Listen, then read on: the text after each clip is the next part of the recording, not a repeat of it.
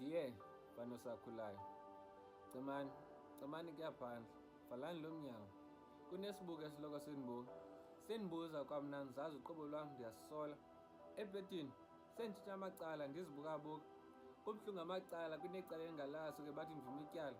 Kanjani ndingalazi, umzila ndingawazi? Eneneni isisila sehobe sivela mhla kugquthayo. AbakwaSihlolo ababuzanga, bangene bazenzela bandishiya ndindongondongo. Ndababukela bendisukela beqhubeka bendisulela ngamafutha kanti nenyama ndingayityanga. Suke bathi ndivuma icala kwalona endingalazi.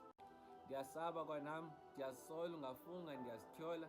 Elam igama belirhuqa phantsi, kodwa oba besazi mhlawumbi ngesazi ubungozi bomntu wesifazane. Ntliziyo, cela uxole. Mama vuka kuloo mathuni undithethelele, mna lo umkhuba andiwugilanga. Khumbula ndoda esakhosayo esakhulayo, hayi wonke umntu osesileni unetyala, nto nje imali engahlangananga tyhini emalanga. Uqhubeke uqalaza le yomqamelo, ungafunga bendingavumelananga. Mnganam, lumka, igazi lakho liyatshisa. Uzophephisa umoya wakho sebekufuna zingcuka nje ezifuna igazi lazo.